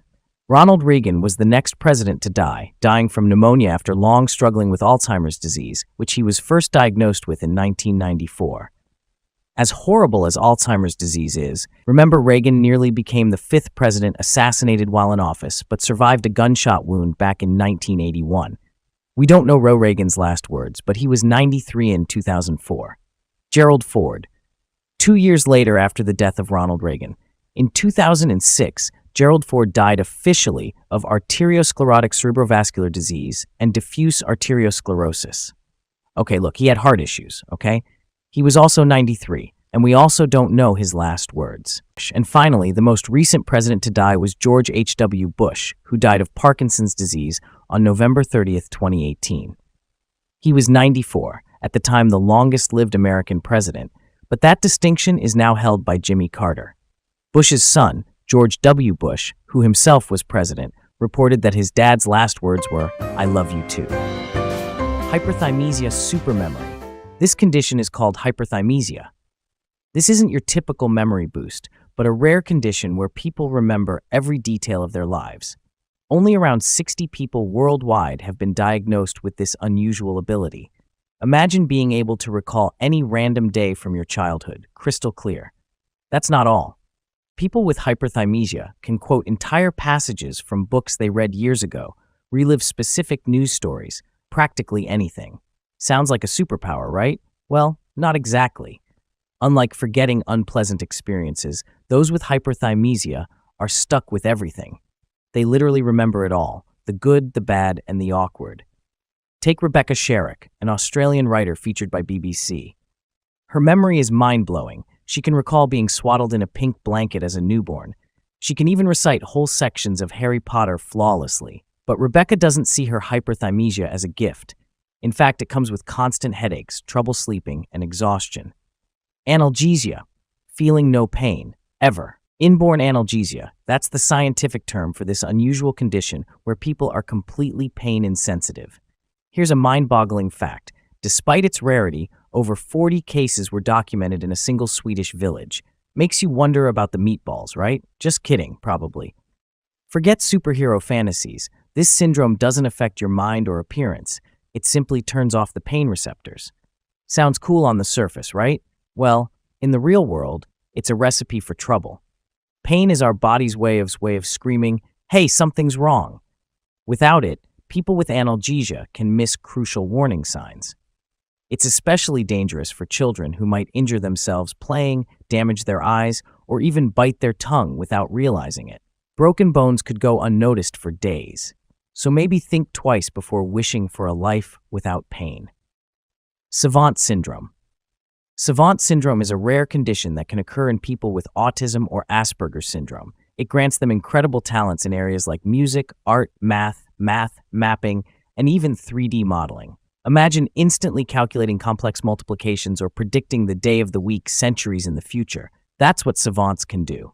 Take Stephen Wiltshire, a famous British artist with savant syndrome. He drew a detailed map of London after just one helicopter ride. Their abilities are truly impressive, leading some to call them geniuses, and they'd be partly right. Savants have exceptional talent in specific areas. However, it's important to remember that these islands of genius often exist alongside intellectual or social challenges. Unlike the movie character Forrest Gump, haven't read the book either, but great movie, savants don't necessarily have well-rounded abilities. Insensitivity to cold tolerance is a well-documented phenomenon, but there's a whole other world for those who defy the cold. Wim Hof, the Dutch Iceman, exemplifies this perfectly. He's left scientists scratching their heads with his ability to conquer bone-chilling temperatures. Imagine enduring a 120-minute icy bath, scaling the peak of Mont Blanc clad only in shorts, or swimming beneath the frozen surface of a lake. That's Wim Hof's reality. While medical professionals consider him a unique anomaly, Hof himself credits his resilience to years of rigorous training. Whether it's a natural predisposition or the fruit of unwavering dedication, his ability to embrace the cold is nothing short of extraordinary. Think about it. With such a superpower, your winter wardrobe anxieties would become a thing of the past. Absence of fear. Imagine a life devoid of fear. Not a controlled bravery, but a complete absence. This is the reality for those with Urbach-Wiethe disease, a rare genetic condition affecting only about 300 documented cases worldwide. South Africa holds a disproportionate number, with a quarter of diagnosed cases. One such case, known anonymously as SM, has become emblematic: the woman who knows no fear. Researchers put SM through a battery of fear tests, holding venomous creatures, watching horror movies, even being locked in a haunted house. All in vain. SM remained unfazed, even recounting terrifying experiences from her own life, like a nighttime knife attack or brutal domestic violence, failed to elicit fear. The lead researcher expressed genuine concern for SM's safety, highlighting the danger of someone unable to perceive threats. While the idea of being fearless might sound appealing, SM's story reveals a darker side, a life potentially cut short due to the lack of a vital survival instinct. The vampire disorder. Forget the spooky name. Hypohidrotic ectodermal dysplasia, HED, might be a mouthful, but its more common moniker, vampire disease, is a bit misleading. Sure, some with HED can have pointed teeth, adding a resemblance to those legendary bloodsuckers. Throw in potential symptoms like pale skin, dark circles, and hair loss, and the comparison becomes even more pronounced. But the real struggles of HED lie far beyond a resemblance to Dracula. Unlike vampires, those with this condition have a malfunctioning thermoregulatory system. They lack sweat glands, making it crucial to constantly monitor their temperature and avoid heat, including sunlight. Imagine your body overheating without the ability to cool down through sweat. That's the daily reality for people with HED. Here's the surprising twist. Actor Michael Berryman, known for his iconic horror roles, actually has HED. His unique appearance, a result of the condition, ironically landed him the very roles that perpetuate the vampire disease myth. So, the next time you hear about the vampire disease, remember, the truth behind HED is far less frightening and far more about managing a complex medical condition. Octopus people, polymelia, a condition where individuals are born with extra limbs, presents a fascinating medical mystery. While some cases involve functional limbs offering a potential advantage, others deal with non-functioning appendages. Imagine the mixed emotions of having an extra arm, helpful or hindrance. But polymelia can go beyond mere duplicates. A particularly striking case involved a baby in Pakistan born with 6 legs, a consequence of a parasitic twin. This condition can affect any extremity, legs, arms, fingers, and even, in rare instances, the penis. Surgery offers a solution to remove these extra limbs. However, some individuals, surprisingly, choose against it. They might find these extra appendages, particularly extra fingers, surprisingly useful and develop an attachment to them, making the decision to remove them a difficult one. Stone Man Syndrome. Stone Man Syndrome, also known as fibrodysplasia ossificans progressiva, FOP, is a debilitating genetic disorder with a cruel progression. Individuals with FOP witness their soft tissues, like muscles, tendons, and ligaments, gradually transform into bone. This horrifying metamorphosis is caused by a mutation in the ACVR1 gene, which plays a vital role in tissue development. The consequence? Muscles harden into bone, and joints become permanently fused, stealing mobility and constricting the body in a self-made prison of bone. Surgery offers no solace. Attempts to remove the extra bone tissue only trigger a devastating response. The body produces even more bone in that area. The rarity of FOP, affecting only 1 in 2 million people, offers little comfort, as there is currently no cure or effective treatment for this relentless condition. Werewolf syndrome. Ever feel like you spend way too much time battling unwanted body hair?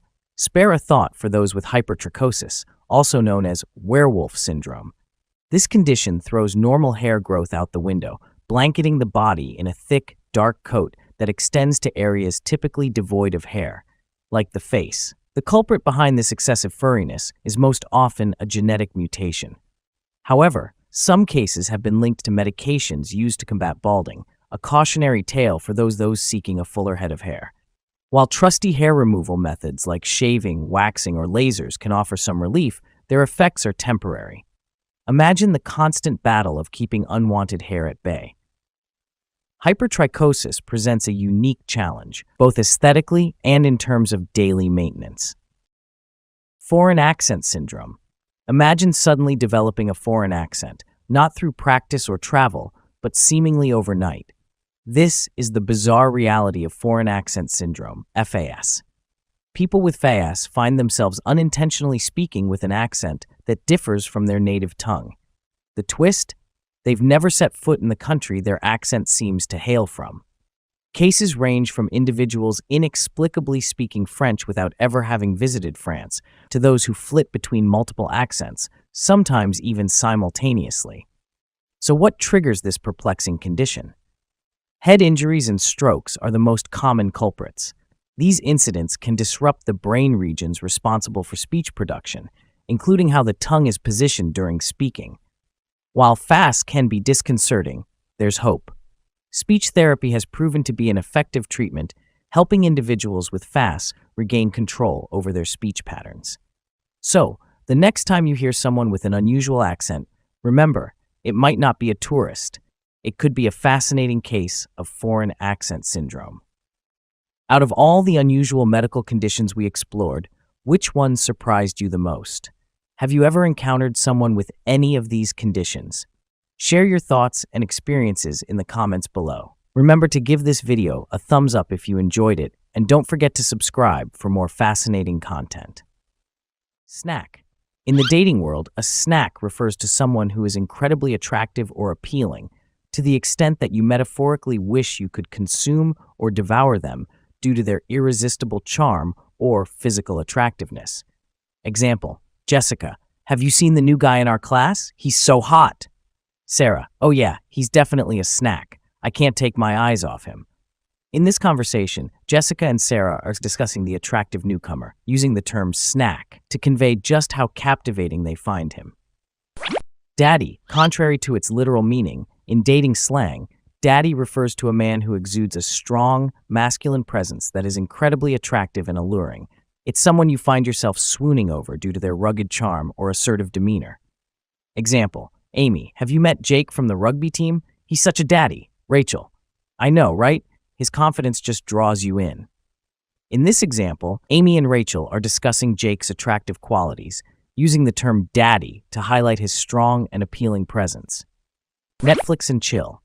Despite the innocent connotations of watching movies or TV shows on Netflix, in modern dating culture, Netflix and chill is often used as a euphemism for inviting someone over for casual sexual activity. It's an informal way of suggesting a low-key hangout with the intention of engaging in physical intimacy. Example, Tom, hey, want to come over and watch some Netflix and chill? I think I know what you really mean by that. In this scenario, Tom is using Netflix and chill as a subtle invitation for sexual activity, and Emma recognizes the underlying implication. NSA. NSA stands for no strings attached in the context of dating and relationships. It refers to a type of arrangement where two individuals engage in sexual activities without any commitment or emotional involvement. Both parties agree to keep things casual and uncomplicated, with no expectations of a romantic relationship or any form of exclusivity. Example, Jack, hey, are you seeing anyone? Sarah, no, I'm just looking for something NSA right now, nothing serious. In this conversation, Sarah indicates that she's interested in a casual, no-strings-attached relationship, emphasizing her desire for a purely physical connection without any emotional attachment or commitment. FWB. FWB stands for Friends with Benefits, which describes a relationship dynamic where two individuals are friends who also engage in sexual activities together without being in a romantic partnership. This arrangement typically involves mutual understanding and agreement that the relationship is primarily based on physical intimacy rather than emotional attachment or commitment. Example, Emily, so are you and Mark dating now? Rachel, no, we're just FWB. We enjoy each other's company, but we're not looking for anything serious. In this example, Rachel explains to Emily that she and Mark have a friends with benefits arrangement, highlighting that their relationship is casual and focused on physical enjoyment rather than romantic involvement. Buddy slang for a person with whom you have a relationship based on casual sex only. The aim of buddies is to receive all the benefits of being in a relationship with another person, but not having to deal with any of the downsides of a relationship like commitment, listening to their feelings, caring. BDEE stand for Big Dick Energy. This is the term used to describe someone who has and exudes an incredible amount of confidence without being cocky. DTF. DTF is the taboo expression for down to fuck. This slang is used especially in social media, text messages, etc., to indicate willingness for a sexual encounter. DFMO, dance floor makeout. DFMO is a term used to describe a spontaneous makeout session that occurs on the dance floor, typically at a party or nightclub. It often involves two individuals who may not know each other well, but are caught up in the moment and engage in kissing or other physical affection while dancing. Example, did you see Jake and Emily last night at the club? Mike, yeah, they had a major DFMO on the dance floor. It was wild. In this scenario, Sarah and Mike are discussing Jake and Emily's impromptu makeout session, highlighting how it occurred during their night out dancing. Breadcrumbing. Breadcrumbing refers to the act of giving someone just enough attention or communication to keep them interested without any intention of committing to a genuine relationship. It involves sporadically sending small messages or gestures to maintain the other person's interest without fully engaging in meaningful interaction. Example, Tom, I've been chatting with Lisa, but it's always so sporadic. She'll send a text here and there, but then disappear for days. Alex, sounds like she's breadcrumbing you, keeping you on the hook without making any real effort. In this conversation, Tom and Alex discuss Tom's interactions with Lisa, recognizing that her sporadic communication patterns indicate she may be breadcrumbing him. Fubbing. Phubbing occurs when someone pays more attention to their phone or electronic device than to their romantic partner during a date or social interaction. It can lead to feelings of neglect and frustration in the relationship. Example: Emma, I can't believe it, but Mark spent the whole dinner scrolling through his phone. Liam, that's terrible. Sounds like he's guilty of phubbing, prioritizing his phone over spending quality time with you. In this example, Emma expresses her disappointment with Mark's behavior during their dinner date, and Liam identifies it as a case of phubbing. Slide into his/her DMs. This dating term refers to the act of sending a direct message, DM, to someone on social media with the intention of initiating a romantic or flirtatious conversation, particularly when you don't know them well or haven't interacted with them before. Example: John, I saw this really cute girl on Instagram, and I decided to slide into her DMs. Mike, did she respond? Yeah, we ended up chatting for hours. Hopefully, we'll meet up soon. In this example, John explains to Mike that he messaged a girl he found attractive on Instagram, initiating a conversation with her through direct messages. Slow fade. This term describes the gradual diminishing of communication and interest between two people over time, without a clear explanation or definitive end to the relationship. Example: after a promising start, Sarah and Alex's text conversations began to dwindle. Alex's replies became sporadic, signaling his waning interest. Sarah noticed the pattern but chose not to confront it directly. Instead, she reciprocated by reducing her own messages. Eventually, their communication fizzled out entirely, illustrating a classic case of the slow fade. Cushioning. Cushioning in dating refers to the practice of keeping backup romantic options available in case a current relationship ends. This behavior involves maintaining connections or flirtations with other people as a form of emotional insurance. It's essentially having a cushion to soften the blow if your current relationship doesn't work out. Example: Emily has been dating Jack for several months, but she's noticed some signs that their relationship might be on shaky ground. To avoid being left alone if they break up, Emily starts casually flirting with a coworker and reconnecting with an old friend from college, ensuring she has other options available if her relationship with Jack ends. It's complicated. It's complicated is a relationship status used to describe a situation where two individuals are involved romantically or sexually but aren't ready to label the relationship or commit to each other officially. This term is often used when the dynamics of the relationship are unclear, despite regular dating or intimacy. Example: John and Sarah have been seeing each other for several months and spend a lot of time together, but they haven't defined their relationship. Whenever friends ask about their status, they simply reply, "It's complicated," indicating that their romantic connection is unclear and undefined. Stashing.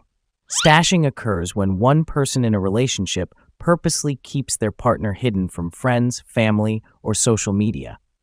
They refuse to publicly acknowledge the relationship or integrate their partner into their personal life, often for reasons related to commitment or avoidance of judgment. Example: Samantha has been dating Mark for over a year, but she has yet to introduce him to any of her friends or post about him on social media. Mark feels frustrated and confused because Samantha seems to be stashing him, keeping their relationship a secret from the rest of her life. Bad pancake.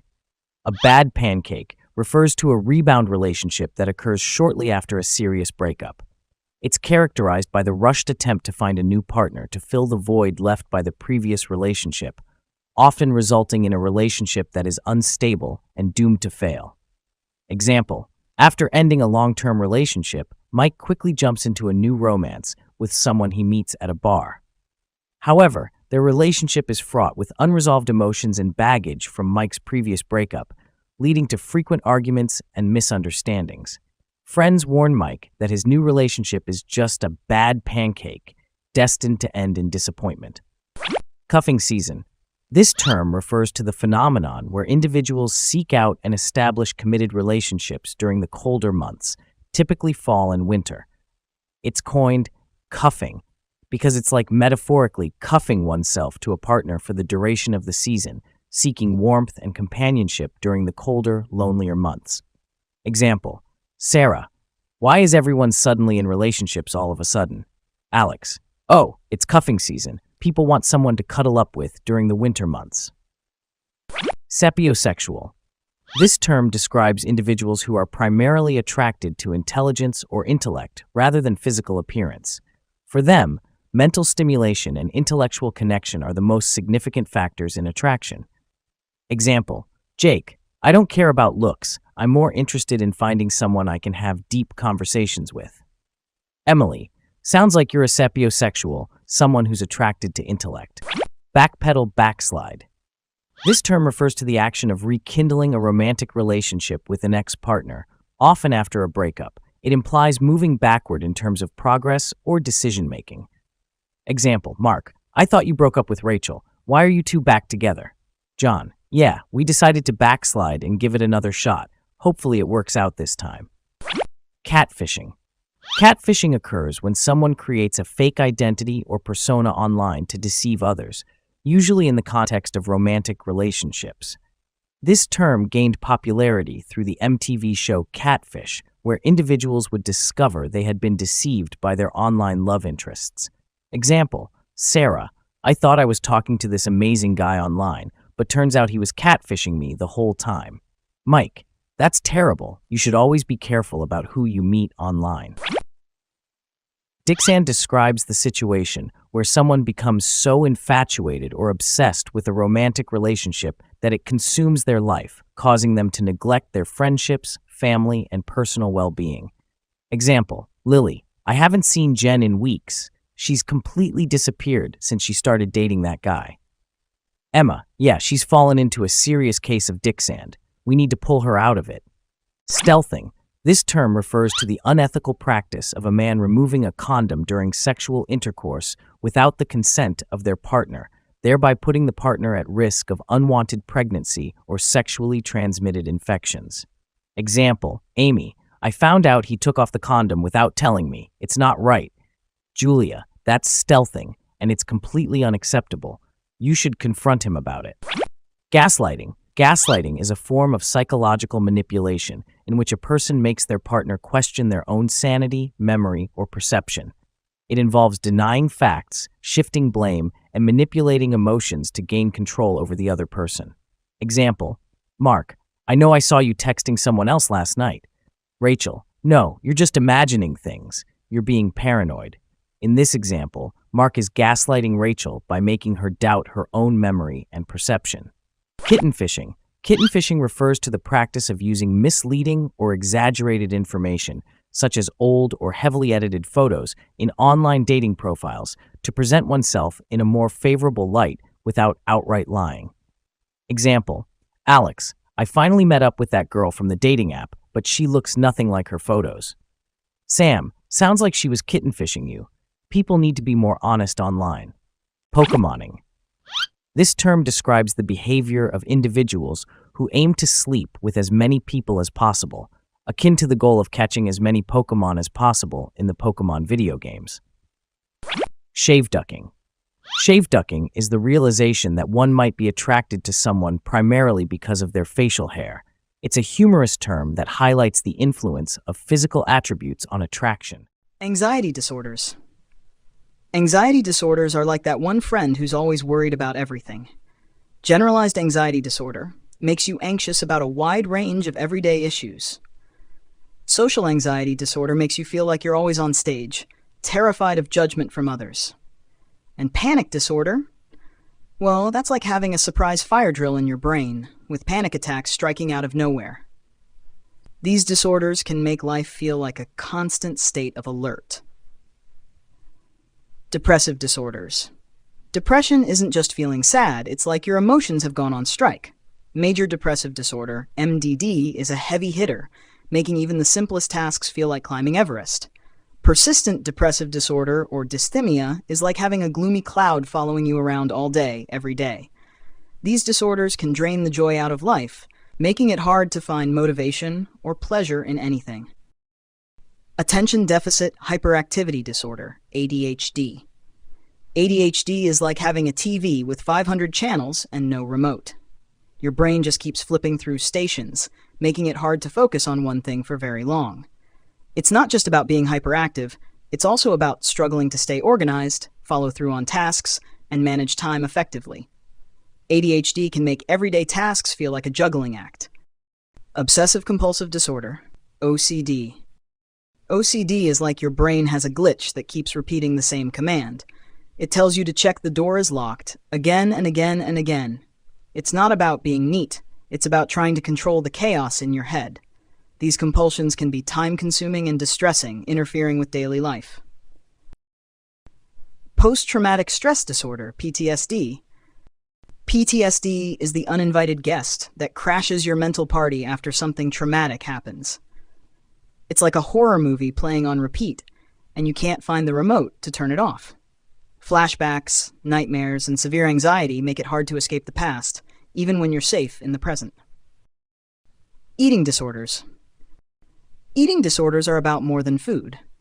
Anorexia nervosa is like an overzealous coach telling you to lose more weight, no matter how thin you get. Bulimia nervosa is the roller coaster of binging and purging, leaving you feeling out of control. Binge eating disorder is like a food marathon you didn't sign up for, leading to guilt and shame. These disorders are complex and dangerous, affecting both physical and mental health. Bipolar disorder. Bipolar disorder is like living on a seesaw. 1 minute you're on top of the world, mania, with boundless energy and creativity, and the next, you're in the depths of despair, depression. It's an emotional roller coaster with extreme highs and lows, making stability a constant challenge. Borderline personality disorder. BPD is like trying to navigate life with a GPS that constantly recalculates. Relationships, emotions, and self-image can change rapidly, making everything feel unstable. Intense fear of abandonment, impulsive actions, and extreme mood swings are common, making it hard to maintain steady relationships and self-esteem. Substance use disorders. Substance use disorders are like a bad relationship with drugs or alcohol. You know it's not good for you, but it's hard to break up. It starts as fun, but quickly turns into dependency, affecting your health, relationships, and daily functioning. Self-harm and non-suicidal self-injury, NSSI. Self-harm is like your brain's misguided attempt to deal with emotional pain through physical means. It's not about wanting to die, it's about trying to feel something different or release the pressure. This behavior can be a cry for help and a way to cope with overwhelming emotions. Schizophrenia and other psychotic disorders. Schizophrenia is like having a radio in your head that plays voices or makes you see things that aren't there. It's a detachment from reality that's both confusing and frightening. Delusions, hallucinations, and disorganized thinking can make it hard to differentiate between what's real and what's not. Autism spectrum disorder, ASD. ASD is like being tuned into a different frequency. It affects social interactions and communication, but it's also linked with unique strengths and talents. Think of it as a different way of experiencing the world, where routines are comforting and sensory experiences can be overwhelming. Conduct disorder. Conduct disorder is like having a rebellious streak that goes too far. It involves aggressive or antisocial behavior that violates societal norms and the rights of others. This can include lying, stealing, and being physically violent, often leading to trouble with the law and strained relationships. Oppositional defiant disorder, ODD. ODD is like having a tiny rebel in your head. It makes you argue with authority and refuse to follow rules, often just for the sake of defiance. This can strain relationships with parents, teachers, and peers, making everyday interactions a battleground. Sleep disorders. Sleep disorders are like having a sleep thief that robs you of rest. Insomnia keeps your brain buzzing when it should be snoozing, making it hard to fall asleep. Sleep apnea interrupts your sleep with breathing problems, leaving you exhausted the next day. Both disorders can turn you into a zombie, affecting your mood, concentration, and overall health. Dissociative disorders. Dissociative identity disorder, DID, is like your mind creating different personas to cope with trauma. It's like having different characters in a play, each with their own role and memories. This fragmentation of identity can be a way to protect oneself from severe emotional pain. Somatic symptom and related disorders. Somatization disorder is when emotional distress turns into physical symptoms, like stomach aches and headaches. Illness anxiety disorder, formerly known as hypochondria, is like being convinced you have every disease you read about on WebMD. These disorders can lead to frequent doctor visits and a constant preoccupation with health. Phobias. Phobias are like an intense fear of specific things. Specific phobias could be anything from spiders to heights, making it hard to function normally around those triggers. Agoraphobia is the fear of places where escape might be difficult, making it hard to leave home and engage in everyday activities. Adjustment disorders. Adjustment disorders are like having a hard time coping with major life changes. It's an emotional reaction that makes it tough to adjust to new situations, whether it's moving to a new city, starting a new job, or experiencing a breakup. This can lead to feelings of anxiety, depression, and behavioral issues. Gender dysphoria. Gender dysphoria is the distress caused by a mismatch between one's gender identity and their assigned gender at birth. It's like living in a body that doesn't feel like home, leading to significant discomfort and distress. Seeking support and understanding can help navigate this complex and deeply personal experience. Understanding these mental health issues is crucial. It's important to seek help and support for others who might be struggling. Mental health matters, and so do you.